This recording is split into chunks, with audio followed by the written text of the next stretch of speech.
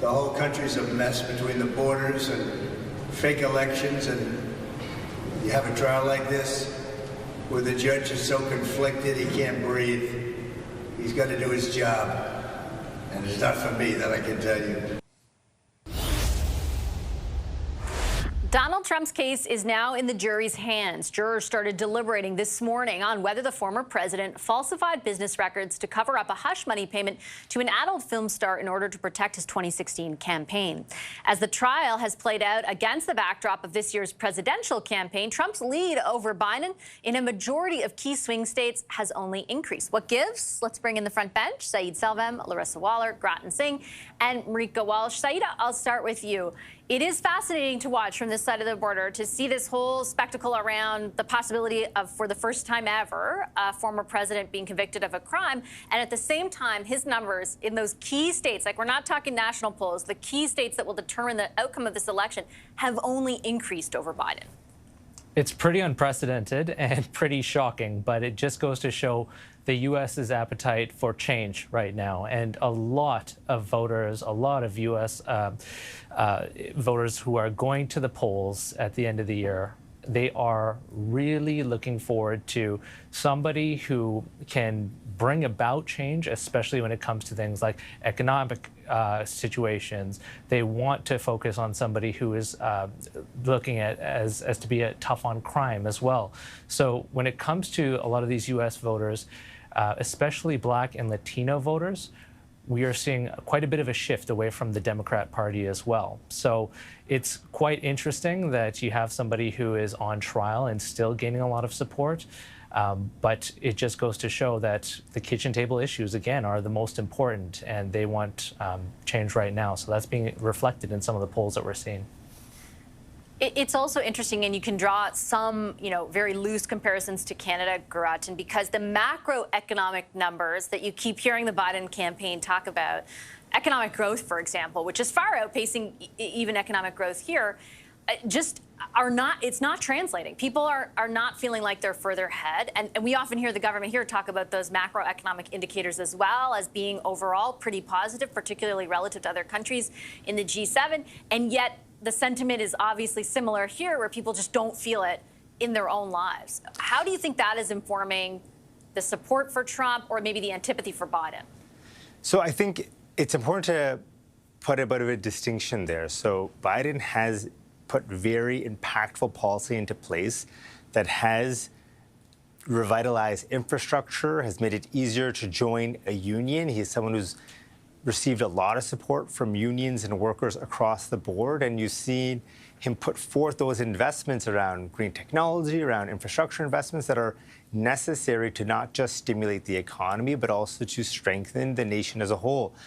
I think it's an issue around communications, and I think it's important to also call out, it's important to identify that there's a huge campaign of misinformation that is targeted at the American voter and wants to create confusion and wants to create a lot of political instability there. We know that we're having the foreign interference argument in Canada, and of course this has an impact in America as well.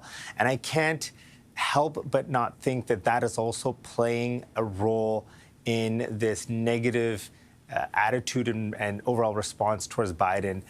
It's important for everyone to recognize that Trump has said really egregious things. He said he wants to be a dictator for a day. He's an individual who tried to overthrow the democratic results of an election and has opened up the doors to closening his ties with really divisive right-wing extremist figures. There's a lot on the line, and I'm really hopeful that America makes the right choice and does not elect Donald Trump. All of what Grattan and Larissa just said about Trump is true, and it has been communicated by the Biden campaign. But again, for some reason, and I think he's right to point to disinformation and misinformation as a factor, but not everything can be explained through that. And I think he also touched on an important thing, and that's around communication. Like, there is something to be said about the messenger when it comes to Biden, I think. It's hard not to observe that at this point. I totally agree. And while it could be frustrating to academics and pundits and people sort of on the inside, the simple messaging that Trump says, the system is rigged, right? It's rigged against me. It's rigged against you. The country is broken. I'm telling you that, to Saeed's point, there's a lot of youth and Black and Hispanic voters across America who have been feeling that way and continue to feel that way. And that feeling is only getting bigger. And the more that Biden talks about, macroeconomic indicators, like we're doing so well, it almost compounds the idea that, well, I'm being left behind. I'm not doing so well. And so if someone else is doing well, at least Trump is saying that, he hears and sees me. And I think that, the show of the trial aside, he's saying a lot of things that a lot of people are resonating, and those people used to vote Democrat. And the other interesting part to that, Marika, is that he's not proposing necessarily solutions in a broad-based way, more protectionism, for example, but no specifics. I mean, Biden has, to Grattan's point, put specifics on the table when it comes even today to forgiving student debt in certain capacities and building infrastructure. I mean, our entire industrial policy is now in response to the infrastructure plan that he got through in a bipartisan way. But still, to Larissa's point, it is not translating in those key states in particular. Yeah, and we can look at whatever poll nationally, it doesn't matter, it's those key states. And I think it's important to remember that even after the utter chaos of the first Trump term, Biden didn't win by a landslide. He won very narrowly.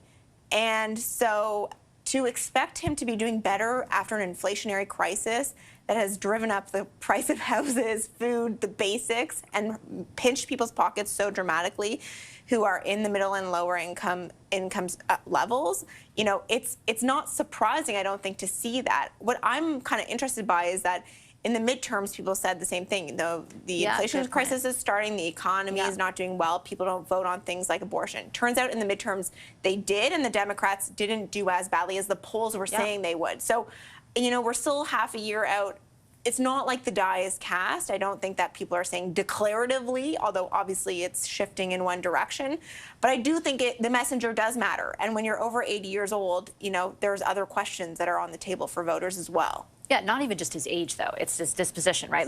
Some 80-year-olds come across really young. Yeah. Okay. But people are not happy with him. He's not a beloved character. There's lots of similarities, actually, with him and Trudeau right now, and who they're losing in the voter coalition, younger voters, all those kinds of things, and they're both facing an inflationary crisis. Trudeau, though, has been in office, what's so interesting, for 9 years. He's only been there for 4, which is kind of fascinating. Okay, I have to leave it on that note. Thank you, everybody. I really appreciate the discussion.